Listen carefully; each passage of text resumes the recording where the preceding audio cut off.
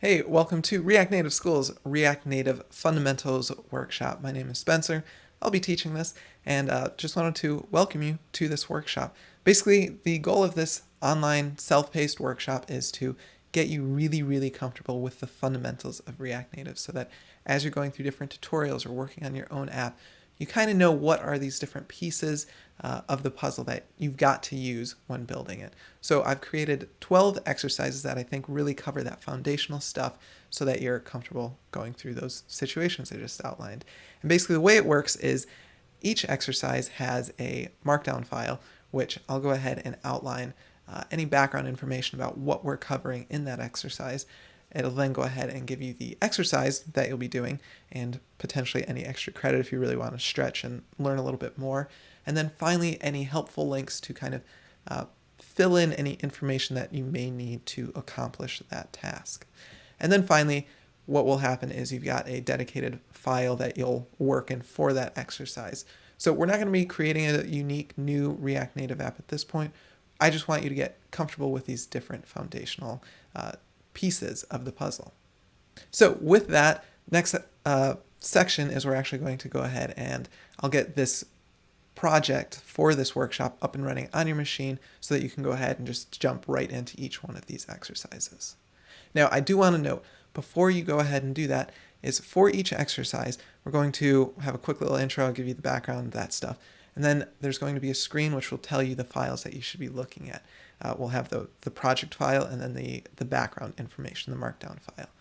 Pause at that point and try to do the exercise yourself. You'll get way more from this workshop if you go and try to do that yourself. Even if you can't figure it out, if you take 10, 15, 20 minutes to go ahead and try that, it's going to help you a ton when we actually do in the next section go through the solution for the exercise and any extra credit.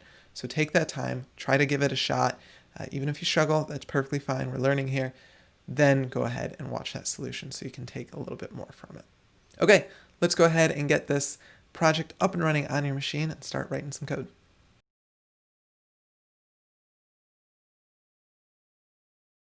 Okay, to get started with this workshop, you're going to want to go to reactnativeschool.com/react-native-fundamentals on GitHub.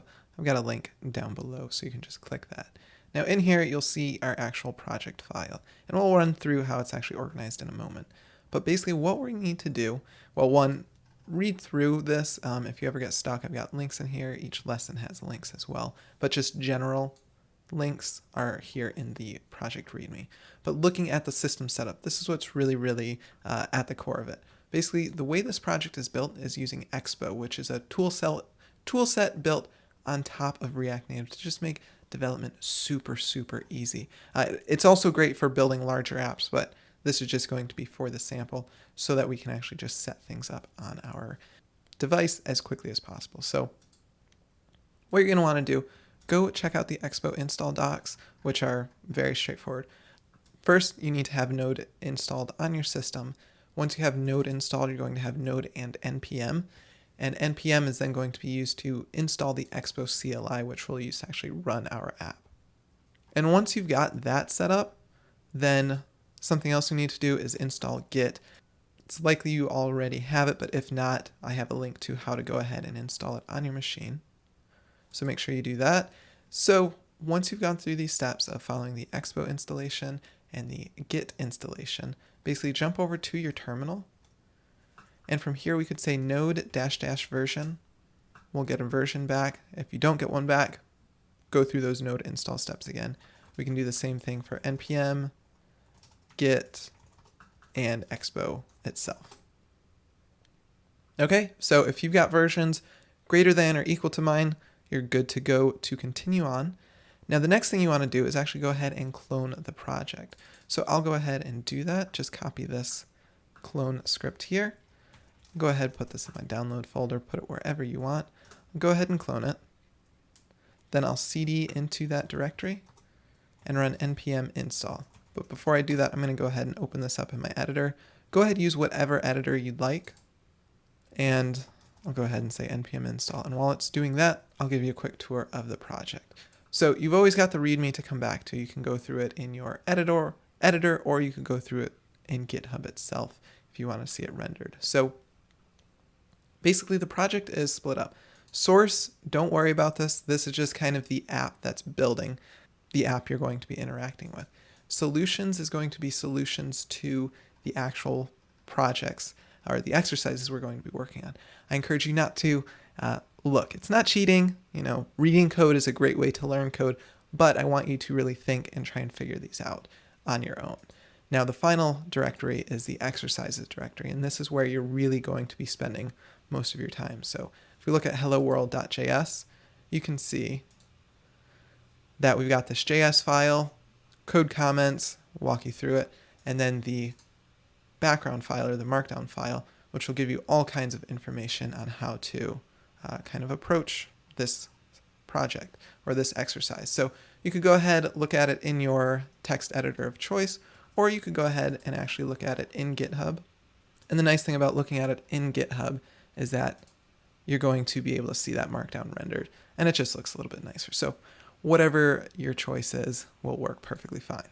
Okay, so something else I want to show you in the project is going to be exercises.js. And all this file is basically just walking through all the exercises in order. So we're going to do a hello world, capturing tabs, custom component. It's just a way to see how everything's organized in order, and it'll also point you to the different exercises, final solution, instructions, any extra credit, all that stuff. So if you ever kind of get disorganized or you just want to see what's coming up next, this is a good way to do it. Okay, so we've got everything installed.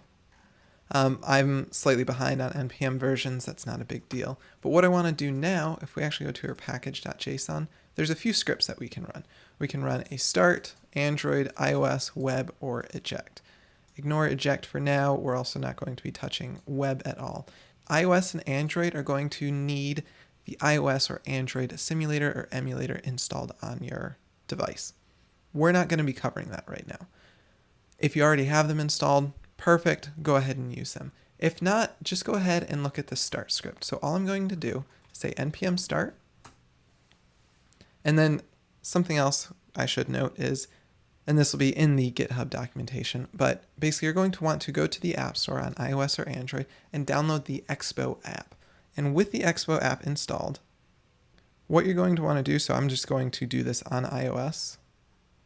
Basically, you can see we've got this big QR code that's being rendered in our terminal once we start this. And if you've got everything installed, you should be seeing this installed correctly.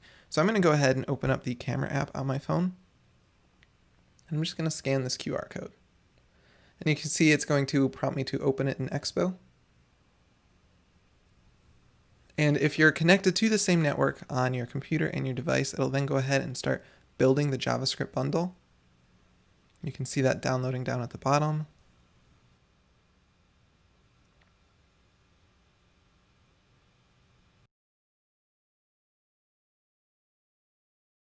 And then here we see our exercise list. We're going to have all of our incomplete exercises that we can go ahead and scroll through. Then you can go through and tap into any of them.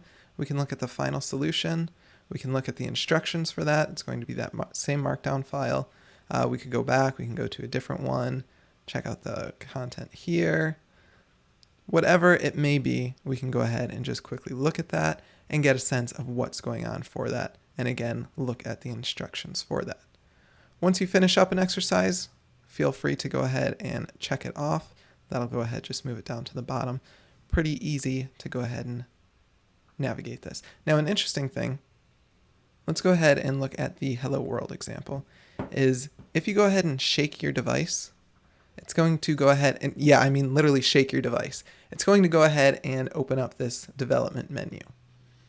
What you want to make sure you see is it should say disable fast refresh. That means that fast refresh is set up. And that means that when I go ahead and make some change in my project, don't worry, we'll cover how to actually do all of this, but let's just say gone ahead and added an app. I'm just going to go ahead and return text that says hello. Make sure we import this and this. Okay. So if I go ahead and do that, you can see it automatically refreshed as soon as I save this. And that's one of those great things about React Native and Expo as well. So if you've got fast refresh enabled, whenever you save something, it'll go ahead and refresh on your app. So if you've got the Expo app installed, if you've got it running in terminal and you see this giant QR code, then you're good to go, and we can go ahead and dive into exercise 1.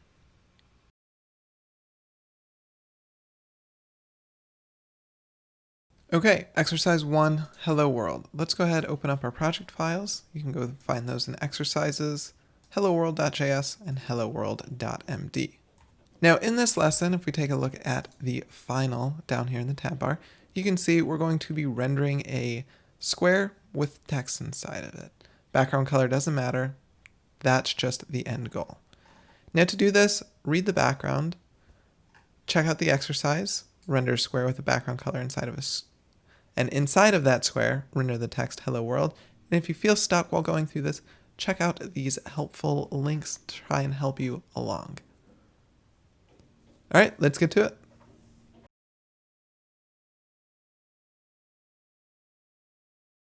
Okay, to actually accomplish our Hello World here, let's just go ahead and delete this. And first thing we need to do whenever we're working with React Native is import React from React.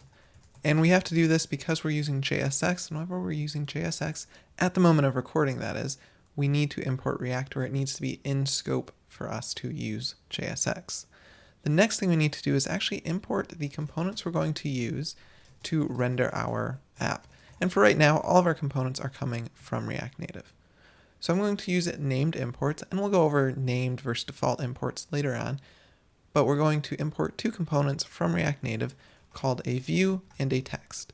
And if you've got a web background, a view is synonymous with a div, and a text component is synonymous with a p tag or an h1. A div or a view is going to allow us to kind of build out the layout of our app, and then the text component is going to allow us to render text. The next thing we want to do is actually create our component, and a component is simply a function, and in this case I'm going to create that function with the name of app, and from this function we're going to go ahead and return our component. Now typically components are multiple lines, and whenever a component's on multiple lines, you're going to want to wrap it in parentheses to contain it and just to make it valid syntax. So to render a view inside of our component, we're going to go ahead and use the less than sign, view, and then a closing bracket. And to close a component, you're going to go ahead and do the less than sign, / view, and then the greater than sign.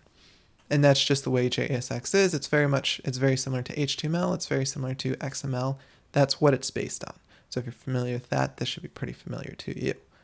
Now inside of our view, which is going to be our square, I want to render our text. And text is going to be the same thing. In this case, we're going to go ahead and render Hello World. Now if I save this and go to my exercise file, I'm not seeing anything, and that's because we're not actually exporting our component outside of this file. And we'll cover exports later on, just like we'll cover imports later on. But for now, all we need to do now and for the rest of the exercises in this workshop is just say export default and the variable name that we assign our component to, in this case app. So if I save this, we can see Hello World being rendered. Now what if I want to style this box around it? Well, we can do that via the style property, and the style property, or prop as it's commonly called, is just a prop or a variable assigned inside of a component.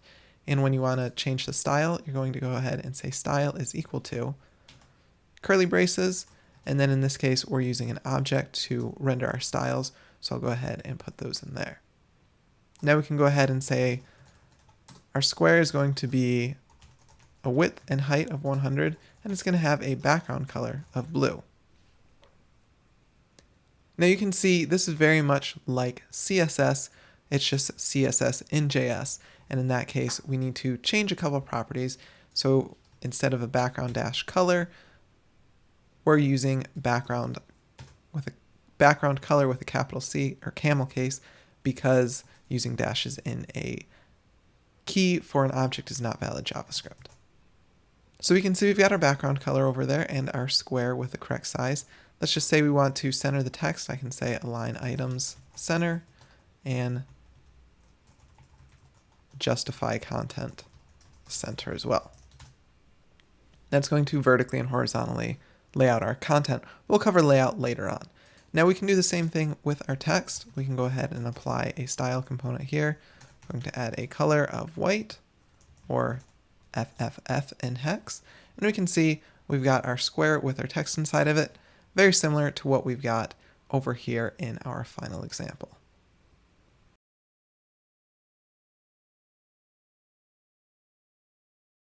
Okay, let's move on to exercise 2, capturing tabs. I'll go into the project over here, and then we'll go into our exercise file and find capturingtabs.md and .js.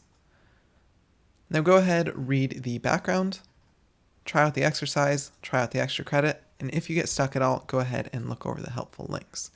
The final product we're looking for is a button that upon press, we have an alert that says hello. And for our extra credit, we're going to create a customized button where upon press, we also get an alert with a separate hello.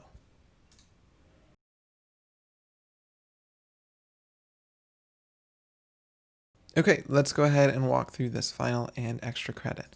So inside of my capturing files.js, first off, let's go ahead and import React from React. We're also going to need to import our components from React Native. So easiest way to do button is via the button component from React Native. To render this, all we need to do is say button, and then we need to know its props, which were covered in that documentation. So we know we need a title property. This title is just going to be button1. And then we need to also pass a prop that is called when the actual button is pressed, and that's our onPress prop. In this case, we're just going to go ahead and alert hello1. Save this, and if we go to our exercise tab, we can see we've got our button 1.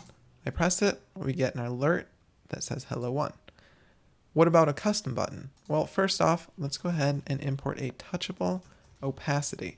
Now, touchable opacity is just like a button component, except it doesn't render text. It allows us to make a view touchable or whatever we want touchable. It wraps that. And in our buttons case, we want to wrap our text and make that touchable. And because of that, I'm also going to import text. So we want to render both of these buttons. So I'm going to use my parentheses. I'll put my button back in here. Then let's go ahead and create our customized button. So I use touchable opacity, and then I'll go ahead and inside of there, put my text. I'll just say button 2. Now if I save this, we can see we've got a warning here, and it says adjacent JSX elements must be wrapped in an enclosing tag. Did you want to use a JSX fragment? And a JSX fragment is just an empty opening and closing, or greater than and less than, and then below that, below the actual component we want to wrap, it's going to be an empty greater than and less than with a / inside of it. And that's just going to allow us to wrap our component inside of a single element that's going to return, because whenever we're returning a component, it needs to be a single element. And by using a React fragment, it's a way to wrap that without adding an extra UI element within the component hierarchy. Now, wrapping it in a view is also perfectly acceptable. All we have to do is add that view in there and then make sure we import it. And you can see it renders perfectly fine. Let's go ahead and handle our press of this touchable opacity. All we have to do is pass an onPress, which also takes a function, and we can just say hello 2. Now if we test it, it works. What about customizing the way it looks? Well, let's go ahead and add a style property. We'll set a background color of blue. And you can see it fills out that area. We can also say padding horizontal is 10, and maybe padding vertical is also 10. And you can see we get a little bit more space. But I want this to be aligned in the center, so I can use the flex box styling of align self, and I can just specify center. Looking good, but if we look at our extra credit 1, we can see we also want to change the text color. So we'll go down to our text element down here, apply a style, we'll set the color to be white, and we'll set the font size to be a little bit bigger at 18 pixels.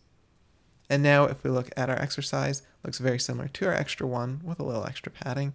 And when I press it, it alerts, and if I press button 1, that also alerts.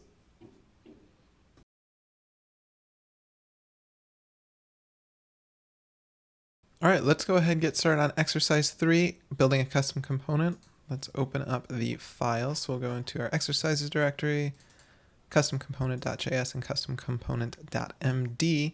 And if we take a look at the final example here, you can see we've got two identical buttons. When we press it, we get an alert hello. When we press say goodbye, we'll get an alert that says goodbye. If we take a look at extra 1, we can see it's the same thing, but our second button has a different background color. Now, background will give you information on background information. You need to know how to do this. And then the actual exercise here is you want to build this button component that accepts a text and an on-press prop so we can customize what it says and what happens when that button is pressed. Once you've built this button, go ahead and use that reusable button that you've created to render this say hello and say goodbye.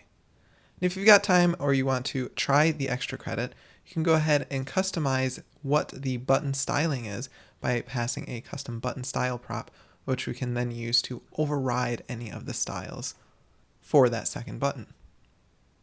So with that, I'll see you after you've given it a shot and we'll go over the solution.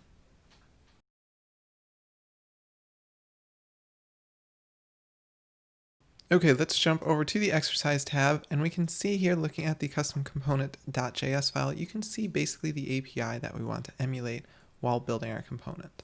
So I'll go ahead and uncomment this. We'll just change this to say hello, and we know we also want a say goodbye. So to do this, we need to go ahead and wrap our component.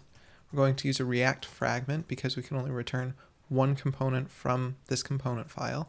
We're going to put our first button in there, and we'll put our second one, say goodbye, and we'll change the alert to say goodbye. Okay, now we've got a lot of red here. We need to actually go ahead and implement this component. First thing we need to do, because we're doing a React, we're using JSX here, we need to import React from React. Next, we need to import any components we're going to use to actually build our custom component.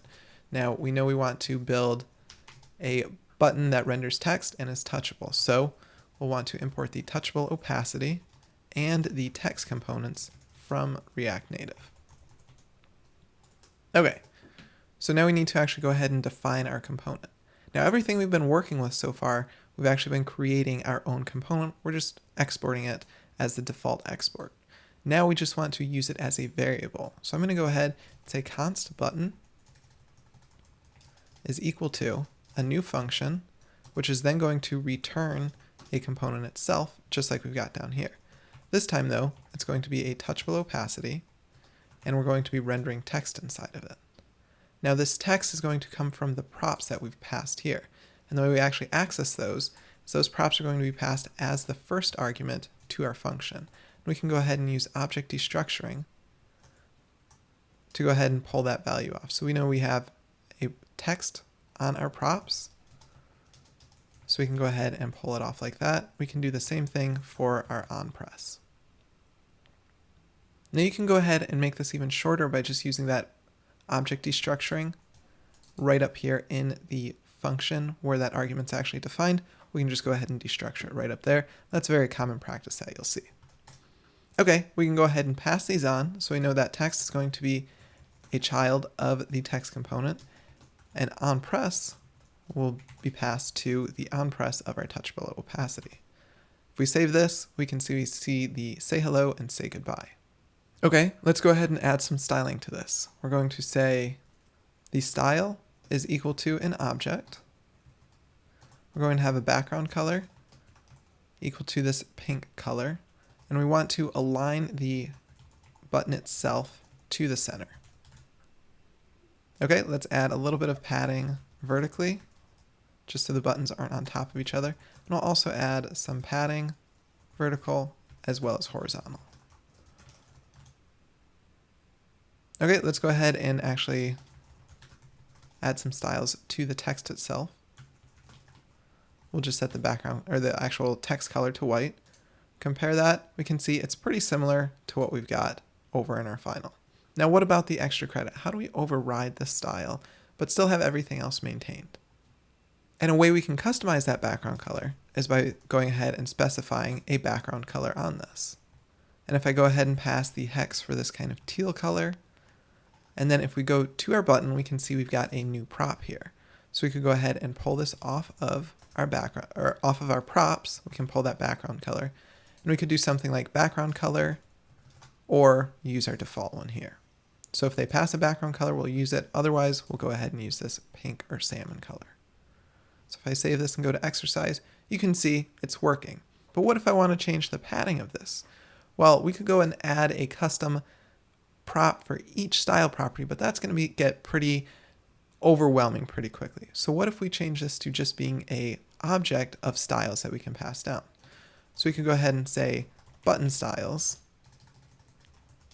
is going to equal an object, and let's set that background color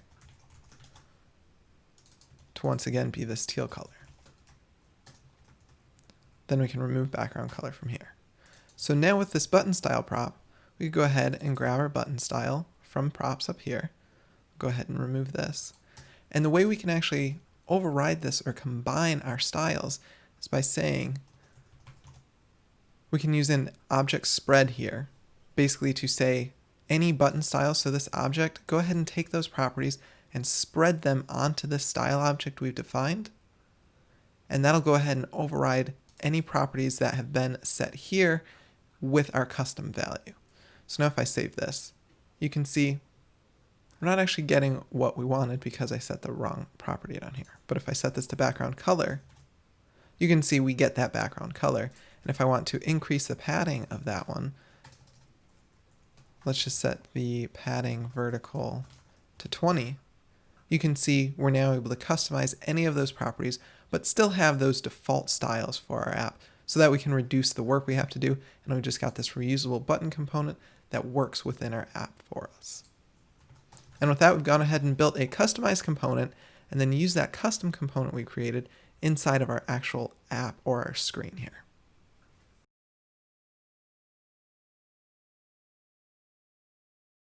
Okay, exercise 4 is going to be covering state and props. And if we take a look in here, we can see, if we look at the final solution, if we press the button, we're going to count how many times this button has been pressed. In the extra credit, it's the same thing, we're just also updating the text of the button itself.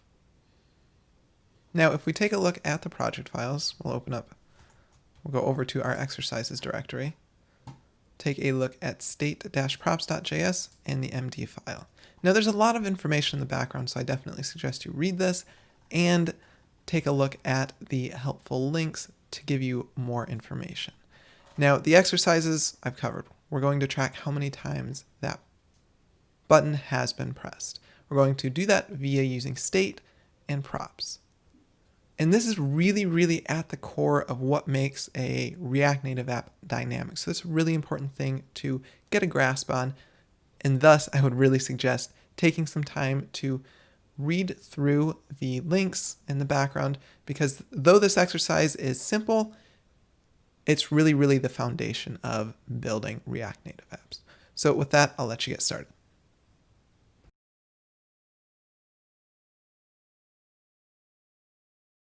Okay, to work with state in React or React Native, it's the same thing. The first thing we need to do is actually import the useState hook from React. And this is a named export, so you need to go ahead and use those curly braces to actually grab that value. Now the next thing we need to do is actually go ahead and initialize our state variable. So the way we do that is by saying useState, and then we pass it our default value. And in this case, they haven't pressed the button at all, so we're going to say the default value is 0. Now to actually grab this value, so we can say output is equal to useState with a default value of 0. Now this output here is actually an array. So from this array, we're going to get the value at the first element, so output at 0 is going to be the value, and then output at 1 is going to be the function we use to actually change that value. Now rather than trying to remember that, the easiest thing to do is use array destructuring to go ahead and just grab those values. So we can say the first value we know is going to be the press count, and then the second value is going to be a function to change that, so the way I like to name it is set press count. Okay, so we've got these values. Now with press count, that's what we're actually going to be displaying. And to display this, how do we replace those question marks with the actual value? Well, in the case of a text element or within a component itself, all you need to do is place the value you want to return inside of curly braces. So we'll just go ahead and put our press count in here. And you can see we're now seeing 0 times up here. Okay, now to change this value, what do we do? Well, we'll take this set press count function, and then in our onPress, go ahead and replace this function, and we'll go ahead and call set press count. Now the set press count is going to take a new value for that argument. And the easiest way to do this would be to say press count plus 1. We're taking the existing press count and adding 1 to it. If I save this and we press me, you can see that value incrementing each time we press that button. Okay, considering the extra credit, we want to render the number of times the button has been pressed inside of the button title here, like we have here. So pressed 0 times, we want to update that. Well, let's go ahead and update the text for what we know what to do. We got pressed question mark times. Okay? Now this time, if I were to just go ahead and do the curly braces and drop my press count in here, switch over to my exercise tab, you can see it's not working right. What we want to do here, because title is a string, it's slightly different. We need to use what's called string interpolation, which is a JavaScript feature. And basically all we need to do is use backticks here for our string. And where we have our curly braces, basically we need to prefix this with a $sign. Now if I save this, you're going to see we've got a syntax error. And that's because we're actually doing some interpolation here, or some work. It's not just rendering a string. And because of that, for this prop, we need to go ahead and wrap it in curly braces, just like we have in our onPress further below. So now if we look at our exercise, we have pressed 0 times. You can see we're using that pressed value to update both pieces of state. And really, this is the core of how we make a dynamic React or React Native app.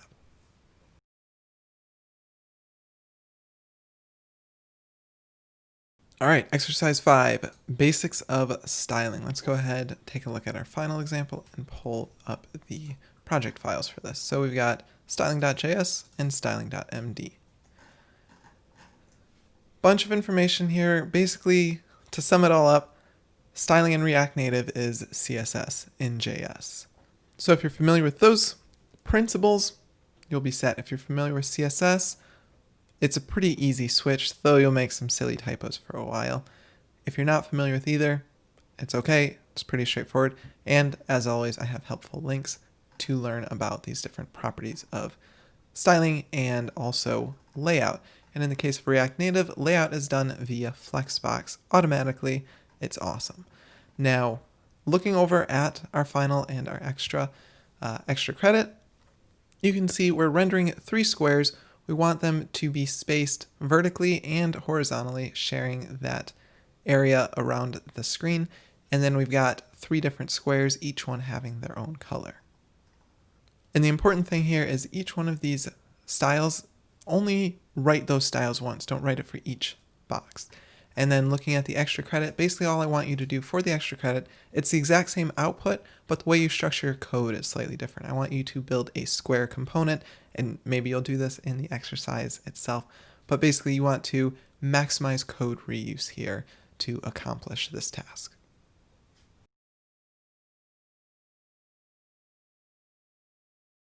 Let's go ahead and dive into this. We'll switch over to our exercise tab. I'm going to import React from React. I'm also going to import view, text, and style sheet from React Native. Okay, let's go ahead and do our export default of our function. And then we know we're going to have to return a component. We can only return one component, so we'll wrap everything in a view. We're also going to have a view which has text inside of it, and we're going to say square 1. If I save this, we see that square 1. Let's go ahead and do the same thing for our next couple of squares. We've got square 3 and square 2. Okay, let's go ahead. We're going to create some styles. Now you could create objects for your styles, but as the background and the helpful link said, it's always best to go ahead and use the style sheet API. So to do that, go ahead and create a styles variable that's going to equal a stylesheet.create. And in here, let's go ahead and write our styles. We're going to have a box. We'll set the width to 100 and the height to 100. We'll also give it a background color of blue to start. Let's go ahead and assign this property. So style is equal to styles.box. And we can do that for each one of our properties because we want to reuse these styles. Okay, we're getting there. One, that text is hard to read, so let's go ahead and change the background color to this light blue. And then we want to center our text inside of our square vertically and horizontally. To do that, we can use Flexbox. First off, the property of align items to be center. You can see that's horizontally centering them. Next, we can do the justify content center, which will go ahead and vertically center our properties. Okay, what about overriding the styles? In this case, we want to override the background color. To do this, when using the style sheet API, rather than using object spread to spread those properties before, what we can do here with the style property is actually pass an array, which will go ahead and basically just apply styles from left to right. So it'll use the ones on the left for the base, and then basically anything on the right of it, it'll just continue to override any previous properties. So for this first one, we're actually not going to override anything. We'll just leave it as is. For our second square though, let's go ahead and pass an array to this, and then we're going to pass an object here with a background color equal to kind of a blue-green.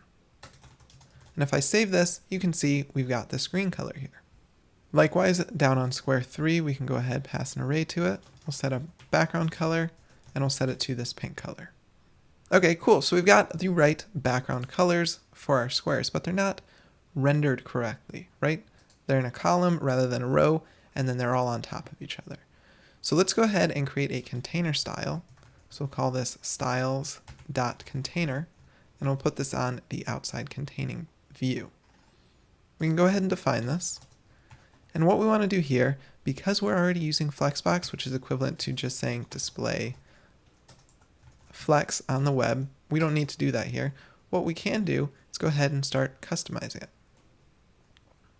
Well, first off, this is in a column, we want it to be in a row. So let's go ahead and say the flex direction should be row. Okay, that looks good. Now we want things to be vertically and horizontally aligned. Well, let's first do align items center. And you can see that's not actually doing anything because if we add a background color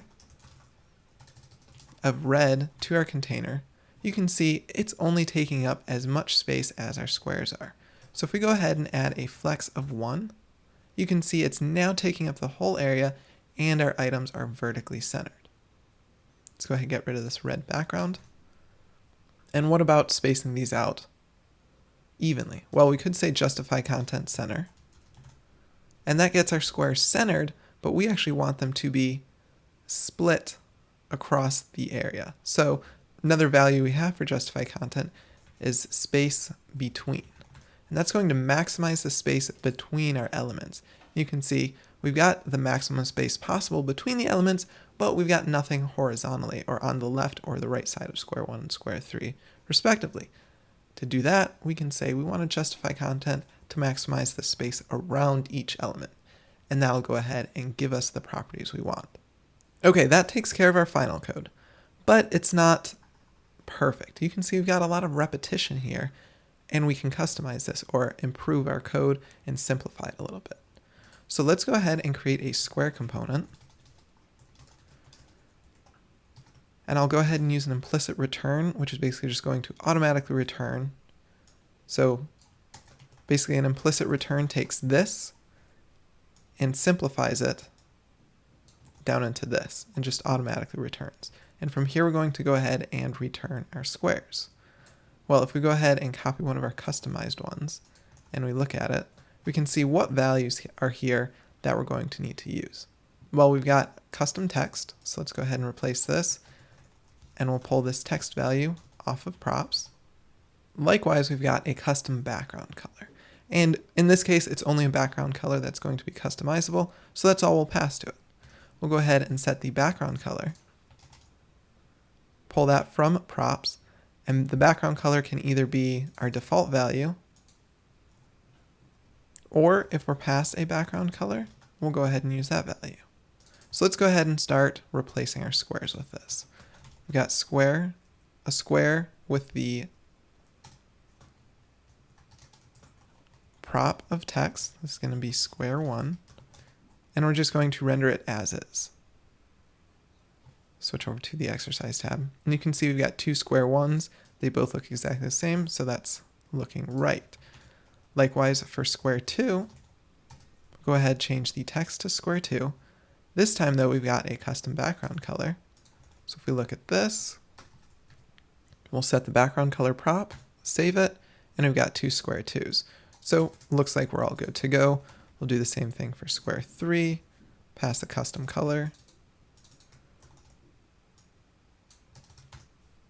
And we're all set. We've got simple code being rendered here, but we can see we've got custom text and custom background color here. And up here, we've gone ahead and used the Style Sheet API to create customized reusable styles, as well as started to use Flexbox to actually determine the layout of our React Native app.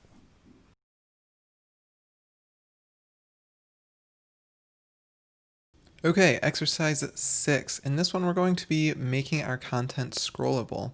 So if we take a look at our final example code here, we can see we've just got some squares that can scroll. Very basic interaction. To work on this one, we'll go into our exercises directory and open up the scrollable-content.js as well as the MD file. It gives you some background information on how it actually works and how to think about it, and then it'll give you the exercise, which again, just 15 squares in a scrollable list. So with that, let's get started.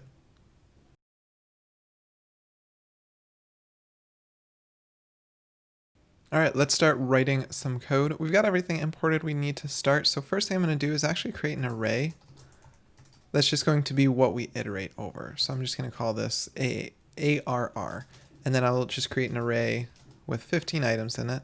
Are there other ways to do this? Absolutely. But this is the most straightforward way, and it's not a huge array, so it's not a big deal to create those 15 items. Okay, next thing we want to do is actually loop over this. I'm going to go ahead and put these in a view to start, just so we can get those squares onto our screen. I'll also go over into the actual exercise file in the simulator. So the way we can render these is by mapping over the array. And if you're not familiar with map, it's a basic JS array function that's basically going to allow us to iterate over each element in the array and return an item from it. So essentially it's going to be returning a new array, and the way React works, or React Native works, is it's going to see that array and go ahead and render those items. So I'll then go ahead and just pull a argument off of this, which is going to be item, which is going to represent each one of the items in the array. Then again, I'll use an implicit return, which is just returning parentheses rather than curly braces. And then we'll go ahead and render the square that we want to render. Now, if we take a look at the text up here, or at the props for the square, we can see we get text. So we'll just go ahead and pass the text prop to it, in which we'll go ahead and just specify the square and then whatever number it is, which is just going to be item. So if I render this, we see we've got a square. We can't scroll in this, and we've also got this warning down here. This warning is really easy to take care of. All we have to do is pass the key prop to our item, and then go ahead and specify a unique value for each item. In this case, each element in our array is going to be a unique value, so we can pass that to it. There's more information in the helpful links if you want to learn more about that, but just know for now that's all we need to do to take care of this little warning down here. Okay, so we've got things rendered, but we can't scroll, so we can't see everything. The way we would accomplish a basic scrolling view, it's not the most efficient way, but it works a bunch of the time, and it's really, really easy.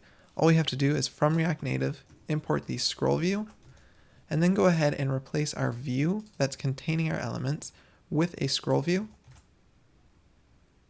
And now, looks exactly the same, but as we try to scroll, you can see we're able to easily scroll.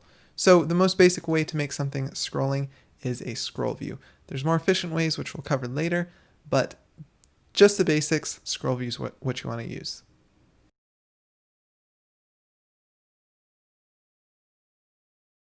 Okay, in exercise 7, we're going to be building a very basic form. If we take a look at the final demonstration here, we can see we can type into it, we can say hello, and we'll echo out, essentially, what our user input. And if we take a look at the extra one, all that's changing is after we go ahead and say hello, it's going ahead and removing that value from the input. So the project files are going to be in exercises, building a form.js, and building a form.md. I'll give you some information on the components to use, as well as different thought processes behind different components, especially the text input. And as I said, we're going to be using a text input component to capture the user's input through the keyboard, and then upon a button press, we're going to alert hello, whatever they entered. And basically your starting point is a completely blank file here, so you're going to be building a complete screen with the knowledge that you've used previously. Everything you need to know to accomplish this has been covered in previous lessons, as well as the building a form.md. And then, of course, there are a few helpful links if you need them to get unstuck. So let's get to it.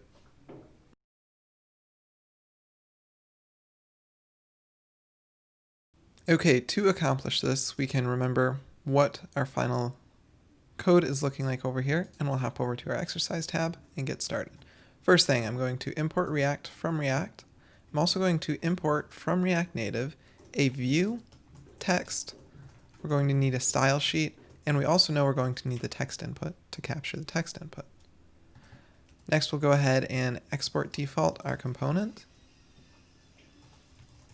And we'll go ahead and return from this a view, which is going to wrap a text input, because we got our text input at the top. We jump over, we can see we also need a text element, which is going to say what is your name. That's going to be a label. So let's go ahead and add a style to it. Style is equal to styles.label. And we're also going to need a button, which we forgot to import. So I'll import the button. So if we take a look here, we know that we're going to have an on press. We're also going to have a title for our button, which is going to be say hello. On press, we know we're going to do an alert, but for now it's just going to be a to do. Final thing we need to do to set things up, let's go ahead and create our styles object, which is going to be const styles equal to stylesheet.create. And we know we're going to have a label style. And then we can render this and see what we've got. Okay, so we know we need some padding around this. So let's go ahead and add a container style as well. Styles.container. And I'll go ahead and add this property, and we'll just add a padding of 20 around everything. Okay, looking better. For our label, let's go ahead and bump the font size up to, let's say, 18, and the font weight to 700 or 800. That works. Okay, so we've got our label up here, but we can't see our text input at all. If we click around in the area we know it is, we can see we can actually see that value. Now what we want to do is go ahead and add a style property to this, because text inputs have no styles by default, so it's obviously really hard to see them. So I'll add that input. We'll go ahead and add a background color, and I'll go ahead and set this to RGBA 000, and then we'll just set it to a 10% opacity. We need to make sure we remember to pass this value in a string. Okay, so we can see it, but it's not looking great. Let's go ahead and add a border radius to it of 5, and we'll also add some padding, let's just say of 10 to it. Okay, so we've got some breathing room around our value. That's looking better. Let's also add some vertical space. Okay, so things are looking a lot better. Now, what do we want to do about this input? Well, we need to interact with it via the props of a text input. Now, there's a whole bunch of props that we can actually pass to it, but one thing we could start with is, say, a placeholder. And our placeholder will be a placeholder for our text until we type something in. So if we put in John Doe there, we can see it's there until we start typing in the input. Now, that's not the easiest thing to see, so we could go ahead and customize that placeholder text color by passing a placeholder text color prop to it. And in this case, let's go ahead and do that same RGBA black, but this time we'll do a 50% opacity on it. So if we take a look now, it's a little bit easier to read. Okay, so we've gone ahead and done all this, but when I press say hello, obviously it's not doing anything. We need to actually capture that input. And the way we do that is via the onChangeText prop. And this is going to be a function, and the function is going to have one argument, and that's the text of whatever they've typed in. It's going to be the total text, not just the latest element. So with that in mind, how do we actually store this value? Well, state's going to be a great way to do that. So what we'll do is go ahead from React, we'll import useState, and we'll go ahead and put it down here. So we know from using state, we get a name and a setName function. And we're going to default this to just an empty string. So now we can set the name to be the text. And now down here in our alert, we can actually go hello, name. So now if I type in a name, Spencer, say hello, we can see hello Spence because I forgot the R. But we can see everything's functioning correctly because we're using the appropriate props on our text input. We're saving that value in state, and then we're accessing that state from the alert on our button press. Now right now, this is an uncontrolled component. That means that all we're doing is listening to the input. We're never interacting with or telling the input what it should be. And this works great most of the time. It's the most efficient way to do it because there's no telling it what to do as well as having to listen to that value. But let's say that upon an alert, we want to go ahead and reset that value so that it's a blank text input once again. Well, just like we can pass an onChangeText to listen to the value, we can also pass a value to it to tell it what to render. And we want it to render whatever the name value is. Now if I go ahead and delete this, and if I type something in, you can see it works exactly the same. But what's interesting is if we go ahead and change this on press, so after our alert, actually we can do it before, we'll go ahead and set the name value to just be an empty string once again. So now when I type in a value, press say hello, you can see we alert that value, but we go ahead and reset this. And that's because we've turned our text input into a controlled component, which means we're telling it the value that it should be rendering. Now in the past there were some performance issues, but in the last few years of using React Native, I haven't really seen any issues at all with passing a value to a text input. So pretty much all of my components use this pattern. There are other ways, and that's kind of beyond scope of this lesson, beyond scope of this workshop because it's more advanced. But typically, if you ever need to set or change a value of a text input, using the value prop is the way you'll want to do it. And with that, we've learned how to build a very basic form using React Native with the text input component.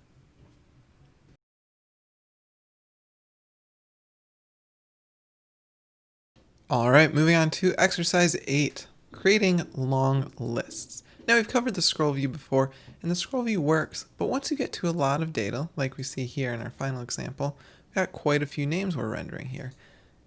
You can start to run into performance issues, and you want to be cognizant of that because you want your users to have a really good experience. So we'll cover how to handle long lists, as well as in the extra credit one. You can see in this one, we're actually taking all of these names and breaking them up by last name and putting them into sections with these cool section headers that stick to the top, all kinds of stuff. So to get started with this one, go ahead and go into your exercise file or exercises directory and find the longlists.js longlist.md. In here, you'll learn about the flat list and the section list, how they work, kind of the basis behind them, and how to actually use them. And then at the end, we've got our exercise, which we're building this final screen, and the extra credit where we're just breaking it all up into sections. There's a lot to these ones. It's important to know how to use basic to start, but you can really customize it a lot. So of course, check out the helpful links and kind of have these ones. Know where to find these flat lists and section lists because I guarantee you'll be using them all of the time, and it's a really powerful component to learn how to use. So let's get started.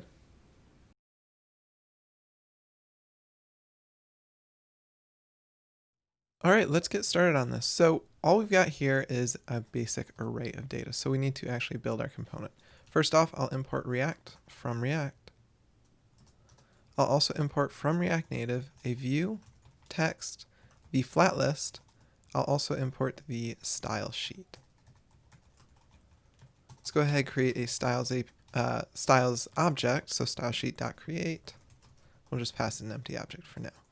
We'll then go ahead and do our export default of our component. We'll actually go ahead and do a normal component here. And then inside of here, let's go ahead and render our flat list. Now looking at the flat list API, we know it expects a data prop in which we'll go ahead and just render the people. So nothing happens because we're not actually telling it how to render yet. And we also see this warning down here. We'll come back and take care of that in a minute. So the second prop that you need to have in a flat list is going to be your render item. And this is going to be a function that returns a component. We're going to go ahead and return a component with a view and a text. And if we look at the data, we see each piece of data is an object which has another object called name and then the data. So we're going to go ahead and render a user's name. We'll just go ahead and say item.name.first.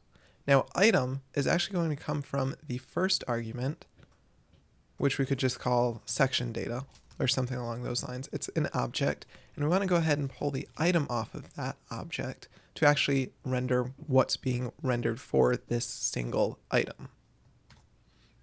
And since we're using object destructuring here, the name does matter, so it needs to be item. Let's also go ahead and render the last name. So we'll do item.name.last. Okay, and we see our full list of people showing up, and if we scroll down, we can go all the way down to the bottom. We've got everything we need. Now we have that warning. If I go ahead and refresh this, go into my exercise, we see this warning down here. And basically what this is saying is that there's no way for our list to know what is a unique piece of data. So anytime our array changes, it's going to go ahead and re-render everything.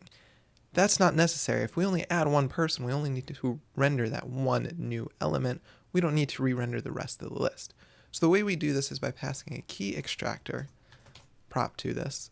And in this key extractor prop, we're going to have a function which takes an item, and that item is going to be the first argument. It's not an object, it's just the item as that first argument. And then we need to return something unique. So very common, you'll see an ID on a piece of data. Most likely, you're going to be returning that that ID as your key. In this case, what we'll do is go ahead and actually return the first and last name, which will be unique in this data set, as our unique key. So I'll use string interpolation here, and I'll go ahead and just grab the item.name.first, append that with a dash to the item.name.last, and if we render this, and refresh the app, go into it, we can see we're still rendering our list, but we don't have that warning. Now let's go ahead and add some styles to this just to make it look a little bit better. So I'm going to go ahead and add a style equal to styles.name here so we can render or style that name. We'll also add a styles.row to this view. So if we go up to our styles object, we'll add a row. I'm just going to add some padding of 10 to this. And then for our name, we'll just go ahead and bump the font size up to 16 so that we can see it a little bit better. Now everything's rendered with a bit more space. What about actually adding an element to separate components? One way we could do this is, let's go ahead and create a separator style. We'll give this a background color of RGBA 000 with a 50% opacity, and we'll give it a height of 1. Now we could render the separator as just a view, let's say below the actual row.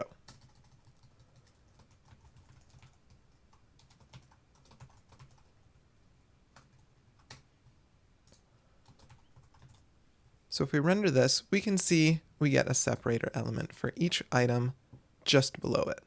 Now, this is perfectly fine, but it's not the best way to do it.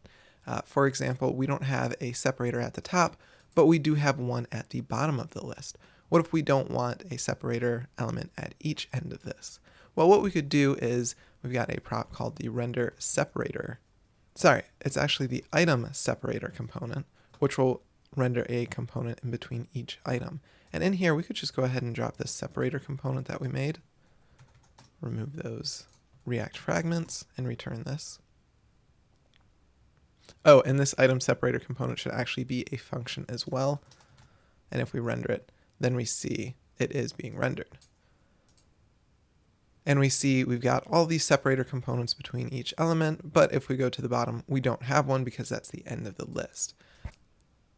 Now, if you wanted to add components or separators at the very top and bottom, you could say the list header component is going to equal this view, and we could do the same thing for the list footer component. And now you can see we've got that separator at the very top and at the very bottom. So using the flat list just makes rendering a larger list of data more simple, and then to actually customize the way it looks, we've got the render item for each item, and then we can specify separators between each piece of data. Okay, now jumping over to our extra credit one, which if we look over at it, we can see all of our data is grouped into sections. The hardest part of this is actually going to be rendering that content into sections, or breaking that content into sections. Rendering it's really quite simple. All we need to do is replace our flat list with a section list. And then we need to switch out our data prop to sections.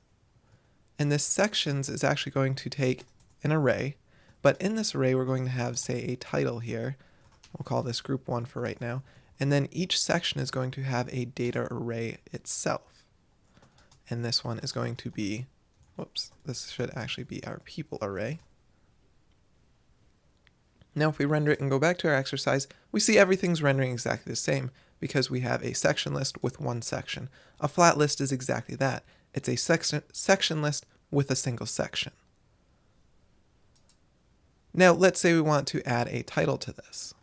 Well, just like we did with our render item, we have access to a render section header and a section footer, but we'll just work with the header right now.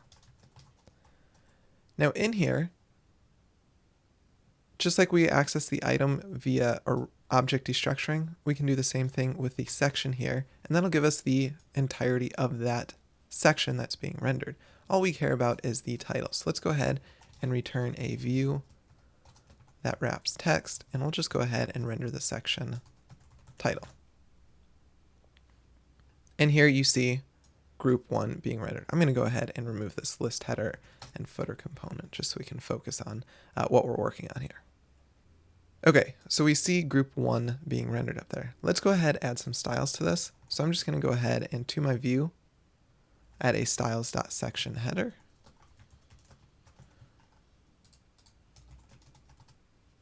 And in this section header, I'm going to also add a padding of 10 and a background color equal to RGB 170, 170, 170. So just a light gray background. And then we can see we've got our group, and we see that that group title, or that section header, actually sits at the top of our list until we would actually hit the next one. Okay, now that we've got the section list part done, let's actually write a function that will take our people array and break that into groups or sections based off of the user's last name. So I'm going to create a function and call this group people by last name, and that's going to take a data array, which I'll do underscore data for now, and then I'm going to set a default value to be an empty array just in case no argument is actually passed to this function. Just a little bit of defensive programming there. Now we know we're going to return an array, so I'll just go ahead and return an array for right now, and then we can replace our sections down here with a call to our group people by last name, and I'll go ahead and just pass the people array to that function. So if I return this, we should see nothing showing up because we just have an array of empty sections. So let's go ahead and group things. Now what I want to do is go ahead and copy data into a separate array. And the reason I'm doing that is because I never want to mutate data outside of this function. So I don't want to mutate the actual data that's being passed in or the people array because that could have side effects. So by using this array spread, if I think that's what it's called. Basically, we're making a shallow copy of the data so we don't have to worry about mutating it. Okay, with that said, let's go ahead and group our data. So I'm going to create another variable called grouped data. And in this, I'm going to say data.reduce. Now, reduce is an array function, much like map or for each, but we're going to be able to accumulate values together. So the way this works is our array reduce is going to take a function, and we're going to have an accumulator argument as well as an item. Our accumulator is going to accumulate the data we return, and our item is going to be the item that's currently being looked at. And then as a second argument to reduce, so we've got our first argument, which is the function, and then as a second one, we want to give an initial value for our accumulator, which is just going to be an empty object. Okay, so let's go ahead and grab the first letter of the last name. So I'll say, the way we get this is by saying item.name.last at the first character, and then I'm going to go ahead and convert that to upper case. And I'll just call that the group. So now if we look at this, we should see group when we look at our console. And we can see, we do indeed see all the first letter of all the last names.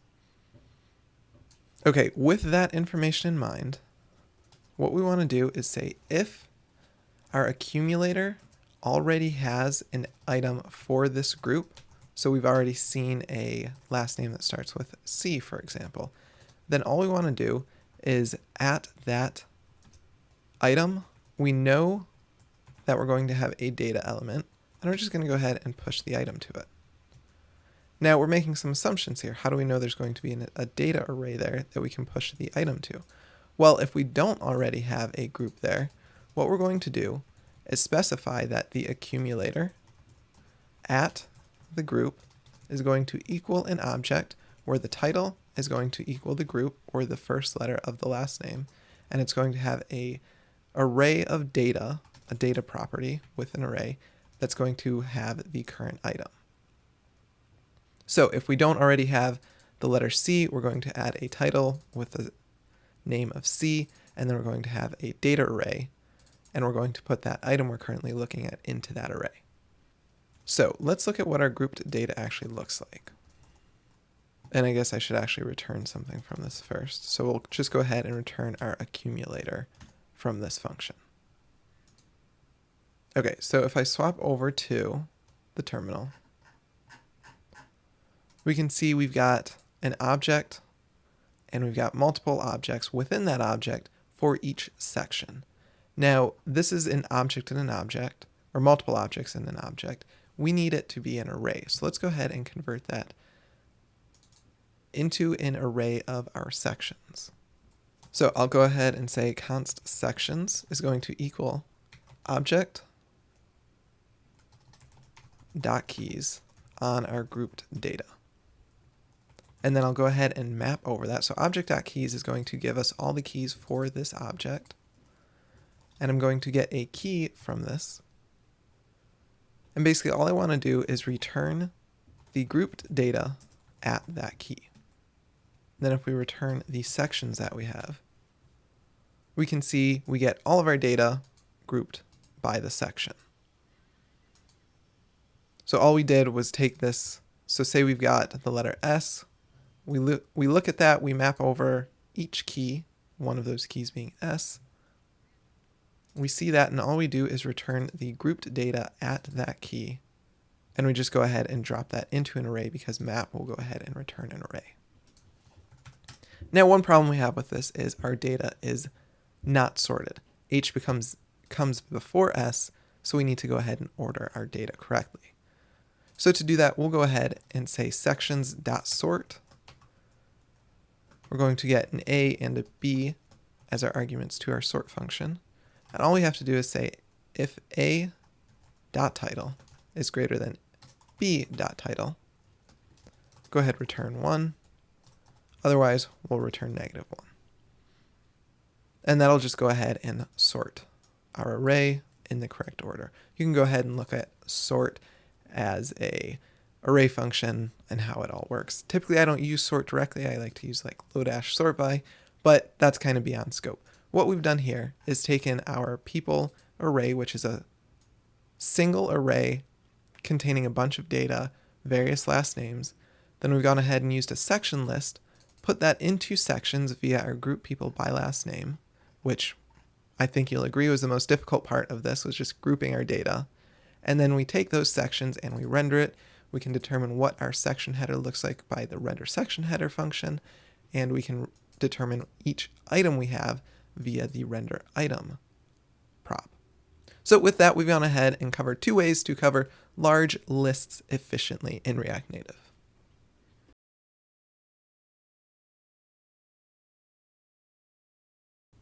Okay, moving on to exercise 9, working with an API. Basically all we're going to do is expand on rendering with the long list or a flat list like we covered in the last exercise, but instead of having a bunch of local data, we're going to go ahead and get that data from a remote API.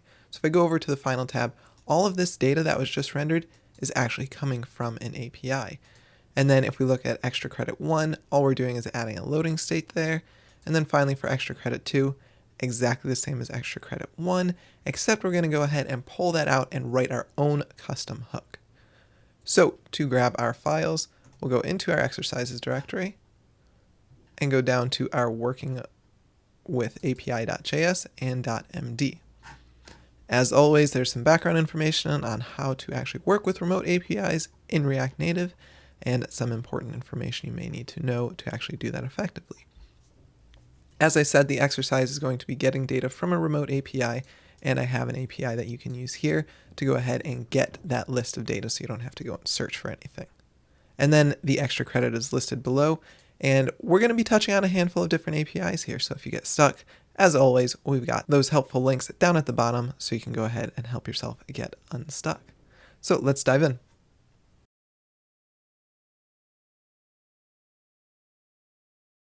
Okay, let's go ahead and dive into this. Before we can do so, we need to import 2 things from React. First off, we're going to grab the useEffect hook and the useState hook from React. Now, useState, basically, we've used this before, so we know this is a way we can update data. And by default, we're not going to have any data in our array, but we need to be able to update it once our API resolves and we have that data. So we know our people are going to live in state so that we can update that information. So I'm going to create a useState with a default value of an empty array because that's what we'll have by default. And then I'll go ahead and pull the values off of the return of our useState. We're going to have an array of people, and we're also going to have a function to update that array of people. We'll then use that people array down here as the data prop for our flat list. So we see nothing being rendered now. If we go ahead and grab our API over here, API URL from the MD file, what we can do is now call this API. And we're going to go ahead and use the useEffect hook to do so. The first function of the first argument of the useEffect hook is going to be the function that should be called. And then the second is going to be an array of dependencies that will cause that to be recalled. Now, we only want to call this API initially when this component first renders, so we're just going to pass an empty array to our useEffect. So what's the function we're actually calling? Well, we want to go ahead and fetch this URL, our API URL, and then we want to grab the response.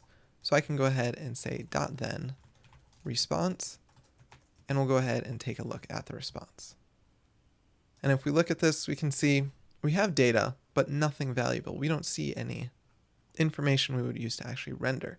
And that's because we're using fetch. We need to go ahead and actually convert this value into JSON. And this is all information that's covered in the fetch documentation I linked to. Basically, all we need to do is add a .then before this one where we're logging things. And we're going to convert that response to JSON. We're going to return that, which is also a promise function. So once that resolves, we'll go ahead and go down to our console.log. And now if we look at our response, we see we've got an info object, which we don't care about, and a results array. which has the name with the first and last name on there that we're interested in. So to render this, all we need to do is say set people to equal response.results. And we've got all of the data that we need to here. Now fetch is promise-based, and we need to take into consideration that our API may fail. Maybe it'll time out, maybe something else will go wrong, and we want to make sure we catch that error and do something with it. So we can just add a catch to our promise chain, and that'll return an error. And all we could do is say, we can log that error if we get one, and we can also say alert, sorry, something went wrong. So this will prevent the app from crashing because it's a handled error, and then we can also log it to Crashlytics or something, and we can also give the user some notification that something went wrong. We don't know what, can't really fix it, but something went wrong. So that's the basics of grabbing information from our API. Okay, for extra credit 1, if we look at it, we can see we basically have a quick loading state. And first thing we need to do is implement some sort of loading state. I'm on a fast internet connection, so I get a response from this very quickly. So all I'm going to do is go ahead and wrap my fetch call in a set timeout, which set timeout is going to take a function and a delay. In this case, I'm going to throw in 1 millisecond, or sorry, 1000 milliseconds, 1 second. And once that completes, I'm going to go ahead and call my function. And just out of best practice, something you should always do is set timeout is going to return a timeout, which if something were to go wrong and before this completed, we want to cancel this timeout so this component unmounts. Say we go back, we want to unmount that. So with a use effect, if we return from this use effect a function, this function will get called when this component unmounts or this use effect instance is complete and it's being recalled, whatever it may be. So basically this initial part is going to be the build-up, and then the return function from our use effect is going to be the breakdown of that. And in this case, all we want to do is say clear timeout and pass that timeout that's returned from our set timeout to that. That way it helps us prevent any memory leaks. This is really important whenever you're using a set interval. But back to the point of this. So if we do this now and we go back to our exercise tab, we can see nothing's showing up for a while. And that's because we have that 1 second delay, that artificial delay in here. So if we want to show the user a loading indicator, all we need to do is from React Native, we're going to import an activity indicator from React Native. And then what we can do is actually track a loading state in addition to our people state. So let's go ahead and grab a loading and a set loading, and we're going to default this value to be true. So by default, our app is loading data. And if we're loading data, what we want to do is if the list is empty, and we can know the list is empty by using the listEmpty component, which is going to take a function, and in here we can say if loading is true, let's go ahead and return our activity indicator. We'll go ahead and add a size of large to it. Otherwise, we're just going to return null. So if we're loading and we have no data, show an activity indicator. If we're not loading and we have an empty array, that means we got a response. We just didn't get any data back. We're just going to return null. So I'll save this. And now we can see that loading indicator showing up when we're waiting for our data. And then once our data shows up, we no longer have an empty list and our loading indicator goes away. Now, one problem we have with the code we currently have is if, say, we set people when we get a response to be an empty array, we're no longer waiting for our data, but we just continue to see that loading indicator because we're never getting out of this loading state. So what we want to do is whenever we resolve this promise chain, we want to set our loading to be false. Also, if an error occurs, we want to set loading to false because we're no longer waiting for any data to come back. And if I do that, we can see even though we're getting no response back from our API, we're just getting an empty array, our loading indicator still goes away once we resolve fetching our data and rendering it. Now, a way you could shorten this is by saying .finally, which is also another function which will be called after our catch, after our then, and we can just go ahead and drop our set loading to false because it's the same whether the API, everything works as it should, or if it fails.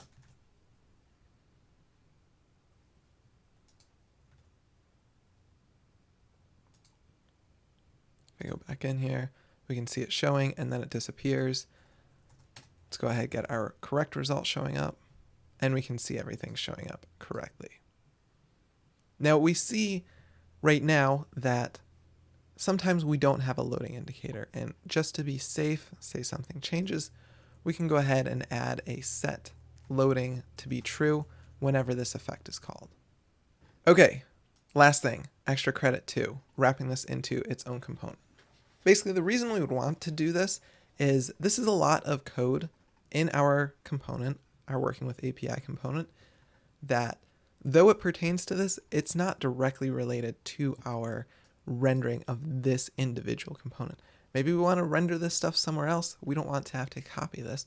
Or alternatively, we just want to separate our concerns, separate our code a little bit, and pull this out into a separate function to make it a little bit easier to read. Now, creating your own component is very straightforward. All we need to do is go ahead and define it. So we're going to call this our usePeople API.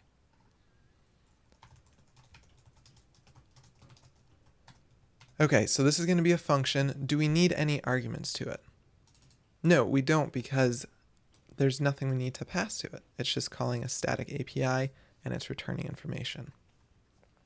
Now, what all we want to do in this is basically all of our people getting and setting.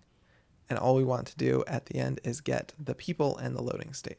So I'm going to go ahead and remove this entire use effect from the component itself and drop it in our custom hook. Now we also need to get our loading information and our people, which is our state. So I'll pull those out into our custom hook as well. Okay. Now we're not using people and loading in this custom hook anymore.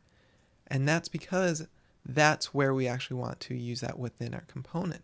So we need to return those items from our custom hook. So all I'm going to do is at the bottom of my custom hook is return an object which has the people and the loading state. Now to use our custom hook, all we have to do is say use people. Doesn't take any arguments, so we'll just call that function. And we know it's going to return an object with people and loading. So I'll just go ahead and pull those values off of it. Save it. Look at our exercise. And we can see everything works exactly the same, but the actual component itself is much more simple.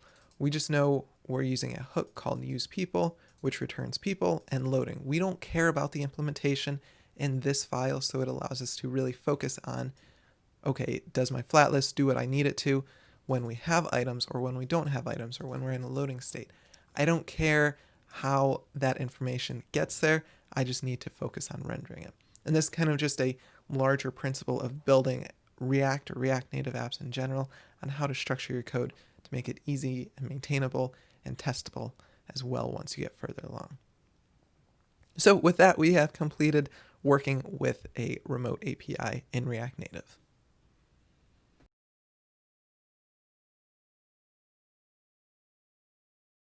Okay, exercise 10 is going to be much more simple, much faster than exercise 9. And this is just going to be about breaking files up, or breaking components and a file up into multiple files to make it more easy to kind of read and understand and test things out. So, for example, like that usePeople hook we wrote in the last exercise, that could be in its own file so that that one component file can be much more focused.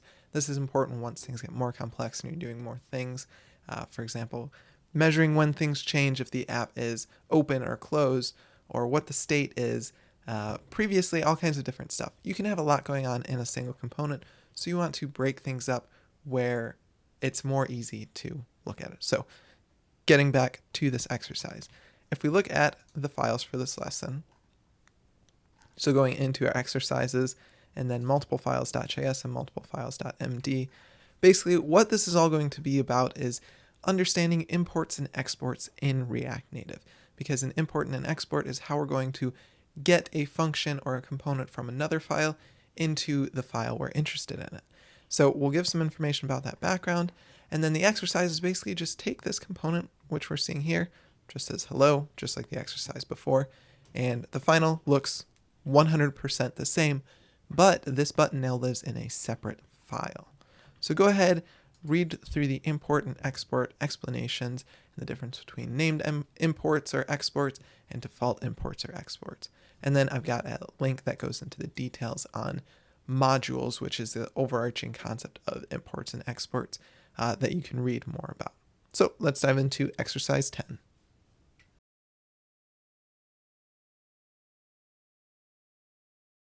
Okay, so we've got our multiple files.js, and we can see we have this component button. I'm just going to go ahead and remove this export. It shouldn't have been there in the first place, but anyways, so we've got this component button, and we're using that button component to render our say hello text. Okay, now let's actually switch over to exercises. We want this component to live elsewhere. So what we'll have to do, first off, is create a new component. Put it wherever you want that makes sense in your directory structure.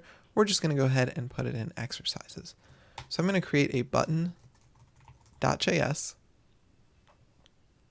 and then I'll go ahead and grab my button component and cut it from this file, and I'll go ahead and paste it in here. Now you can see there's a bunch of errors going on, and this is one of the nice things about ESLint. It tells you exactly what you need to do once you start breaking your code up. Now, first thing is we need to import React because we're using React. Now we also need to import from React Native a touchable opacity and text component. And then if we look here in our button.js, we see button is assigned a value but never used. And that's because we're never using the button component inside of our button.js. That's because it's not meant to be used here. We want to import this from somewhere else. Now we could go ahead and say, at the very bottom of this file, we could say export default button. Okay, that's going to get rid of that warning because we're saying this button is meant to be consumed elsewhere.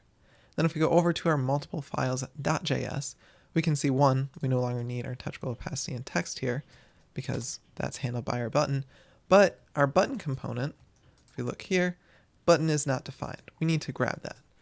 So what we can do, just like we have our imports up here, we can go ahead and import our button from ./button.js because multiple files.js is in our exercises file, and we just need to specify the path to the file we want to do, or the file we want to access. If it was up a directory, say in the solutions directory, we could change this to ... is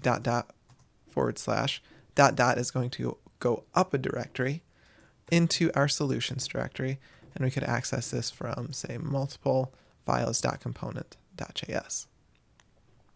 But we want to use our one that we just wrote, so I'm going to say ... button.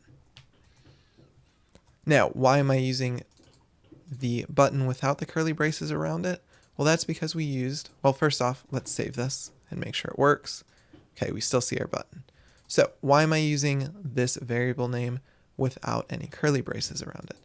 That's because I'm using an export default from this function.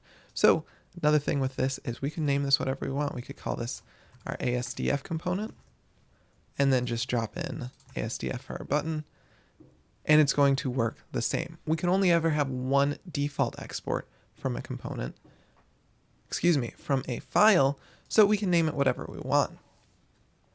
Now, if I were to change this to be export const button, this is going to be a named export. So in this case, if I save this and I want to access this, I need to wrap it by curly braces and go ahead and grab that button component. And then this naming does matter, so I'm going to go ahead and change this back to button. Typically, you're going to want to reach for a named export and import. It just gives you more flexibility moving forward, and it lets you be more explicit, right? Now, you don't have to necessarily choose between a named import or a default import. Or rather, I guess you would specify that on the export side. So if we look at our button.js, you can see we've got a named export and a default export. Well, I can grab both here by just saying we'll do the default export as the ASDF component, and we've also got our named component. And then I could go ahead and copy this, and I could have an instance of each, and we'll see the exact same thing because it's the same component just being exported differently. So you've got a lot of flexibility in choosing how you want to do your imports and exports. And if it's your component you're exporting, you can decide, do I want to do a default export or do I want to do a named export? So with that, you can figure out basically how to extrapolate a single file or a single component and break that up into more and more files as you need to make understanding and writing your app a bit easier.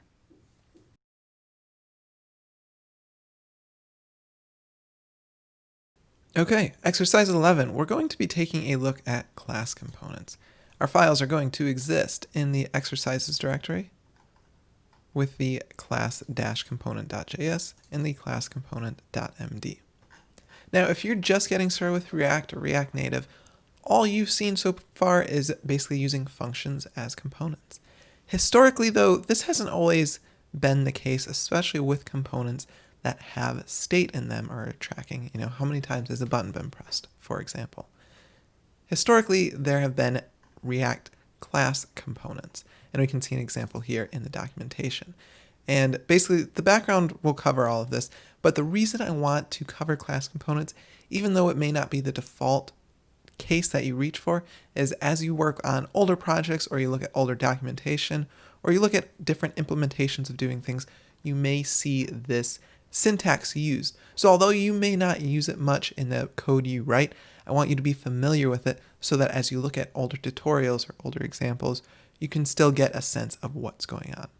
So go ahead, read through the background information, check out the exercise, which is just basically going to be building a button that counts the number of times we press it. And then if you get stuck or you want to learn more, go ahead, check out the helpful links, and good luck.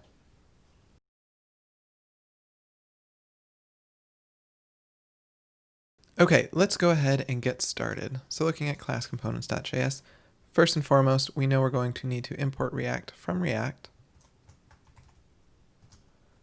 And if we look at our final example, we know we're going to need a button component from React Native. We're also going to grab a view and a text just to wrap it all up. And that should be all we need from React Native.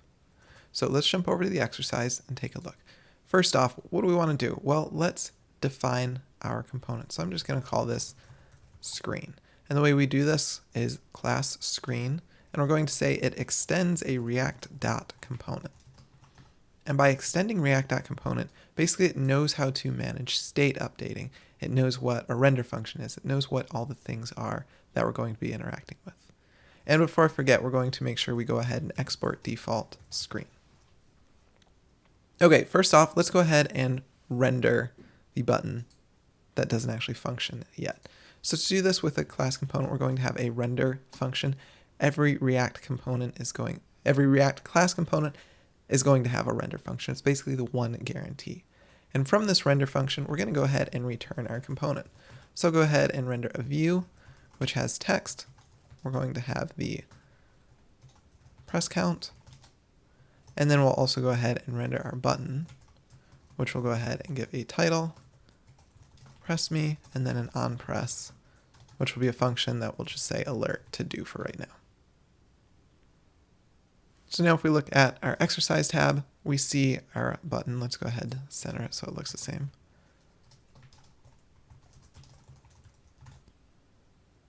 Or rather, this should be align items center, and we'll put a little margin at the top as well. Okay, so we want to start tracking our state now because we're rendering it, right? It's just a normal component, just slightly different syntax. Now to track state, what we need to do is go ahead and access the constructor prop on a class, and this is just a normal class thing. And what we want to do is actually initialize state on this component. And to do so, we'll say this dot state is equal to an object, and then we can go ahead and pass the properties we want to access on it. In this case, we're going to have a press count property, state property, and we'll default that value to 0.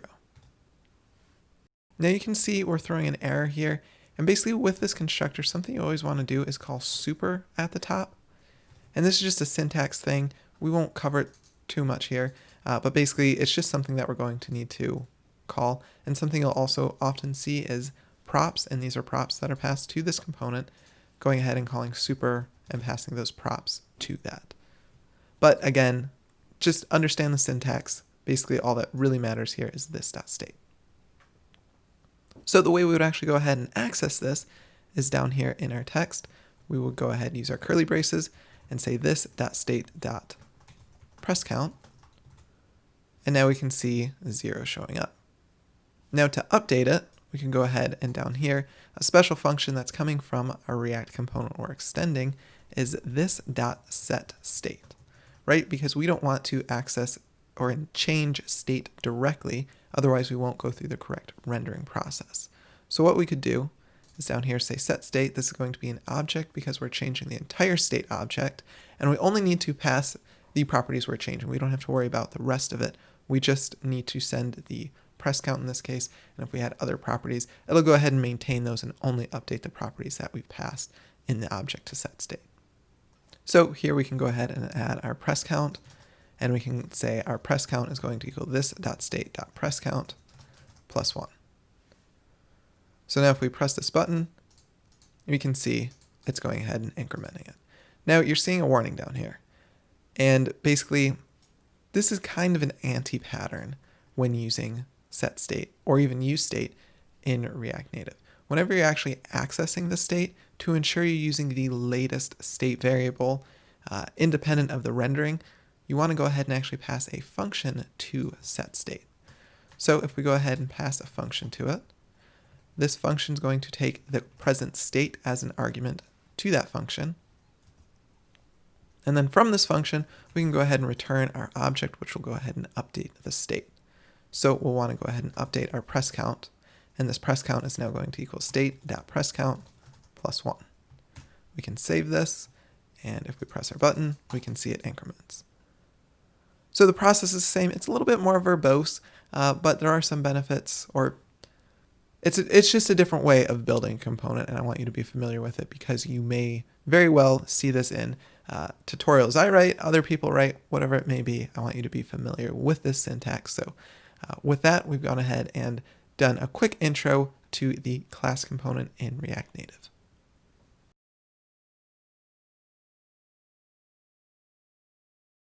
Okay, exercise 12, the final exercise in this workshop.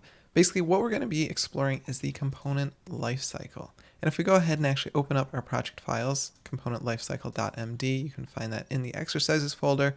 Component lifecycle MD will also open up the JS file. And what the component lifecycle is basically just like we have a life cycle of we're born, things change, we die. Component's the exact same thing. It mounts, it updates, it unmounts. And the component lifecycle is how we tap into that. And I'll give you a bunch of information on the background. The use effect hook is really how we're going to do it, tap into it, which is what we've talked about before on a more basic level.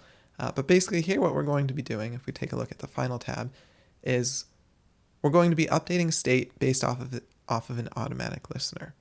And this listener function, you don't need to worry about how it's implemented.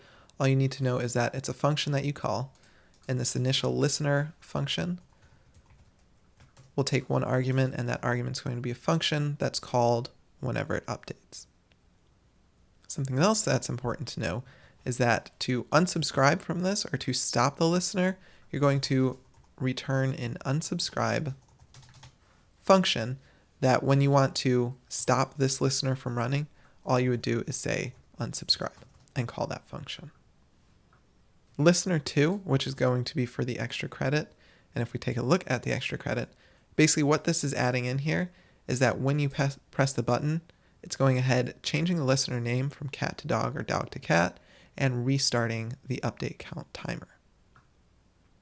And the only difference for listener 2 is that it takes two arguments. The first one is going to be a listener name like dog. And then the second argument is going to be that function that's called at the given interval. Now something else to note is that if we look at the console, if I go back to exercise and clear this, you can see that when we go to final, we're going to see subscribe to listener. It's going to give us a console.log every time the update listener or that update function is called, which is also what's calling this updating state. And then when we leave that tab or go back to the previous screen, we're unsubscribing from that listener. So this is a way to verify that it is in fact unsubscribing successfully so that you don't have a memory leak going on. So that's a long intro. Go ahead, read through the documentation or the lesson information, the background and all of that. Check out the exercise and extra credit. As always, I've got helpful links if you get stuck or want to learn more, and then I'll see you as we work through the solution.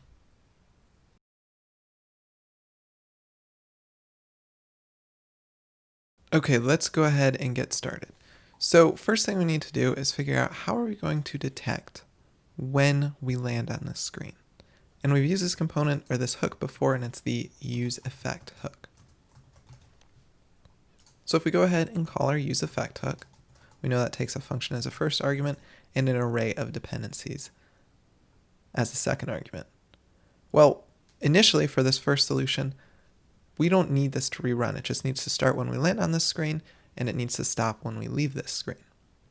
So we know this useEffect will call when we need it to. So I can go ahead and say listener. It's going to be a function, and we know that this function is going to be called at some increment. We don't care what it is. We don't care how it works. We just know this function is going to get called. So if I go ahead and update my state whenever this is called, all I would need to do is say set update count. We're going to get the current count, and all we need to do is go ahead and return current count plus 1. So if I save this, we'll also open up the console. We can see our listener is updating. Well, first off, we subscribe to the listener, and we're updating. But if I go back to the previous tab, we can see this is still updating, and this listener is still running. We also get a warning, can't perform a React state update on an unmounted component. This is a good hint that you've got some sort of memory leak going on or something happening, that once this component's unmounted, there's still some code running from that screen. So we have a problem here. Now, as I said before, this listener is going to return a function that's going to allow us to unsubscribe. And we just need to call this function when our component unmounts. Well, with this useEffect hook, we know that if we return a function from this useEffect, that once this component stops running or breaks down, then this function will be called. Well, all we need to do is then call that unsubscribe function when this component unmounts. So if I save this, and I'm going to go ahead and refresh the app, do a hard refresh just so that this memory leak does stop. And then if I go ahead and go into my component, we can see, okay, we're subscribing to the listener. It's updating as we expect it to. We see that in the state. And then if I go back, we see that unsubscribe from listener happening.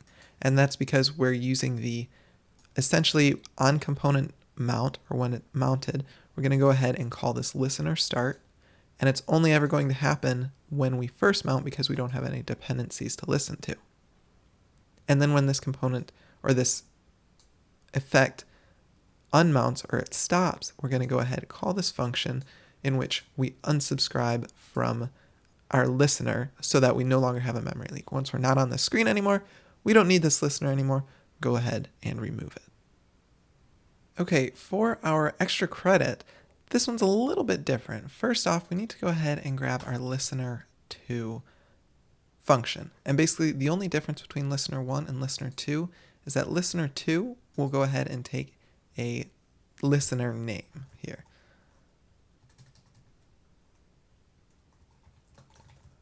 Okay, and basically the first argument is going to be the listener name. The second argument is going to be the function that should be called whenever that listener updates. So we've got a few issues here. Listener name, we need to go ahead and define. Now, if we look at our extra credit 1, basically this is what this listener name is what's changing whenever we press this button. So we know we're using it down here in our component state. So let's go ahead and define this, or we're using it in our component, so we need to define it in state. So I'll go ahead and add my listener name and set listener name functions. We'll use state and we'll default this to a value of cat. Okay, so we also need to add some text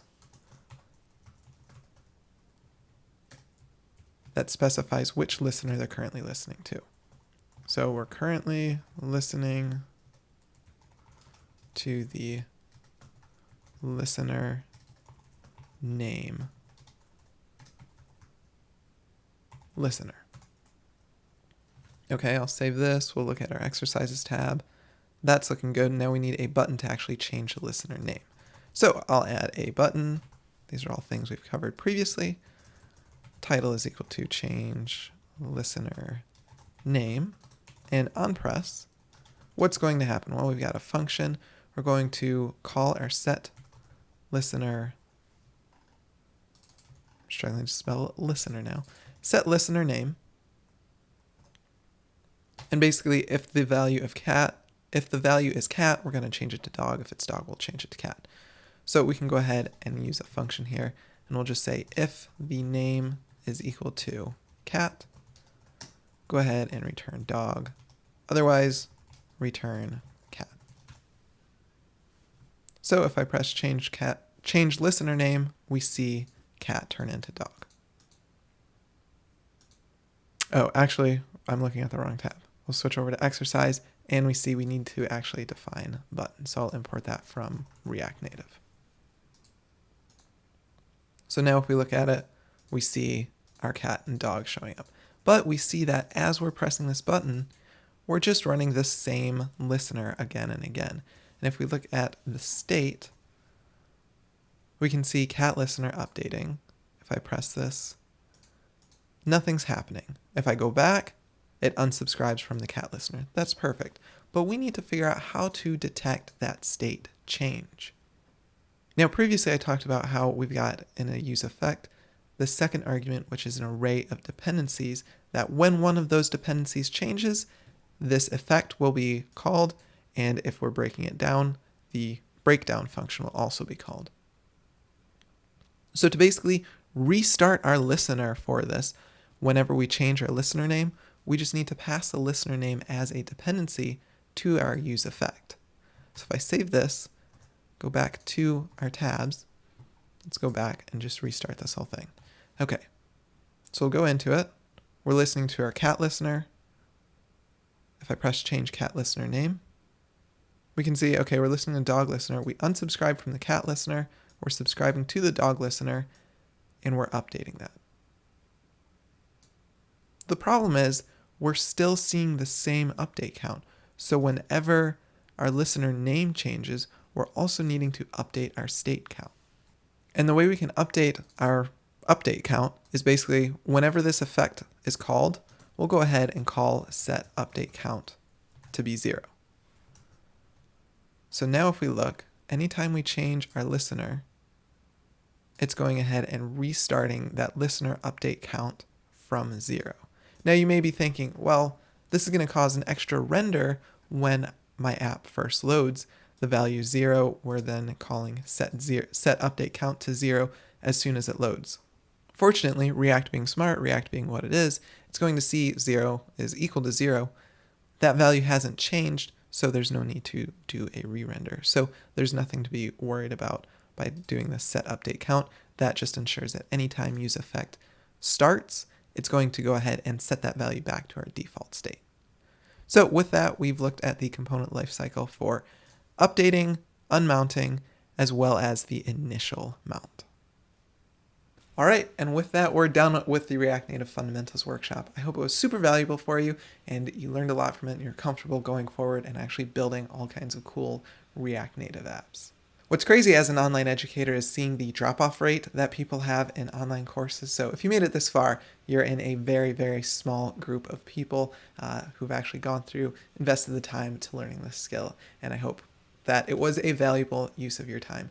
I do have one ask of you, is that down below there's going to be a link to a survey. I'd love to learn what you learned from this, what you were struggled with, and what you'd like to learn in the future regarding React Native. And until I can actually get through all of those survey responses, if you're interested in learning more about React Native, I have created React Native School, which is kind of your one-stop shop for learning everything React Native. We've got hundreds of tutorials, dozens of courses/classes that you may find interesting. So go ahead and check that out at reactnativeschool.com. And yeah, with that, just want to say congratulations one more time, and I hope to see you in the future. See ya.